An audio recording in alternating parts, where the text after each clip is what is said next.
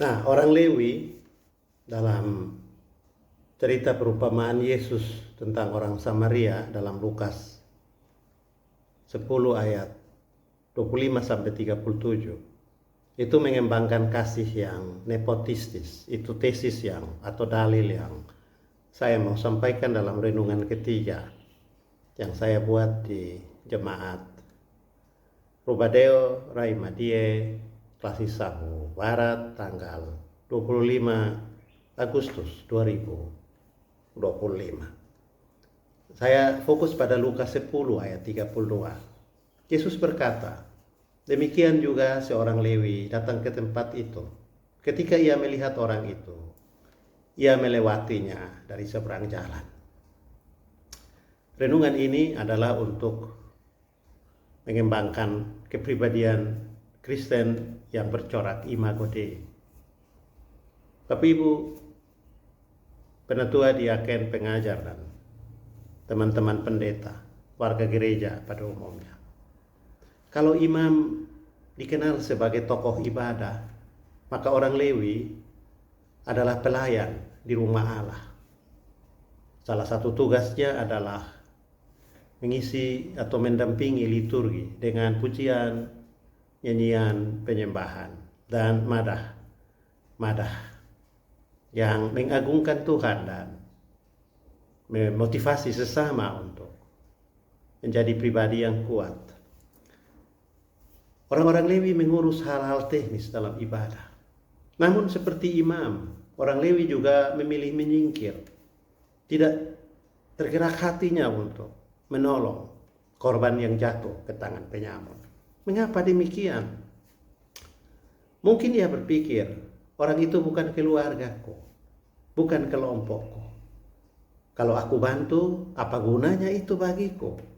Toh tidak punya hubungan dengan tanggung jawab dan garis tugas yang kuterima sebagai pelayan dalam peribadatan jemaat.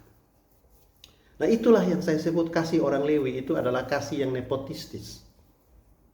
Hanya untuk lingkaran orang dekat, hanya untuk mereka yang ada dalam hubungan keluarga kah, hubungan tugas kah, atau juga hubungan untung rugi.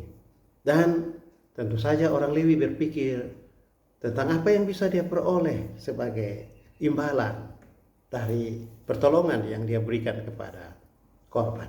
Kasih semacam ini menutup hati dari sesama yang berbeda dan menderita. Nah, di dalam jemaat, di dunia kampus, dalam masyarakat, kasih nepotisme ini sering muncul. Mahasiswa lebih senang membantu teman yang satu geng, satu kos, satu daerah, atau satu organisasi.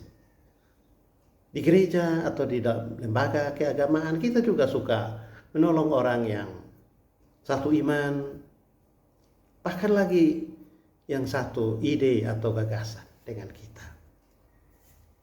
Dalam dunia kampus, dosen lebih memberi perhatian pada mahasiswa yang dekat dan aktif dalam kegiatan-kegiatan. Di komunitas rohani kita biasa sibuk membangun kelompok sendiri daripada merangkul mereka yang terpinggirkan. Padahal hidup itu, kampus, gereja, dan lembaga-lembaga keagamaan, di situ kita dipanggil untuk mempraktekkan kasih yang tanpa batas sebagai bagian dari pembentukan diri yang imago Dei, gambar Allah yang adil, inklusif, dan tidak memandang muka. Nah, kalau kasih hanya berputar pada lingkaran kecil, maka kehidupan keagamaan itu menjadi kehidupan yang sempit. Kampus berubah jadi arena eksklusif. Gereja juga menutup diri terhadap masyarakat dan bukan menjadi ruang pertumbuhan karakter. Kasih Kristus mengajak kita untuk melampaui batas-batas nepotisme. Kita dipanggil untuk mengasihi, bukan karena hubungan darah, daerah, atau geng, atau juga hanya karena satu agama dan satu keyakinan, tetapi karena setiap manusia adalah sesama ciptaan Allah. Itu yang harus kita praktekkan dan tunjukkan sebagai orang-orang yang telah ditebus dan dijadikan sebagai anak-anak Allah. Tuhan memberkati kita semua.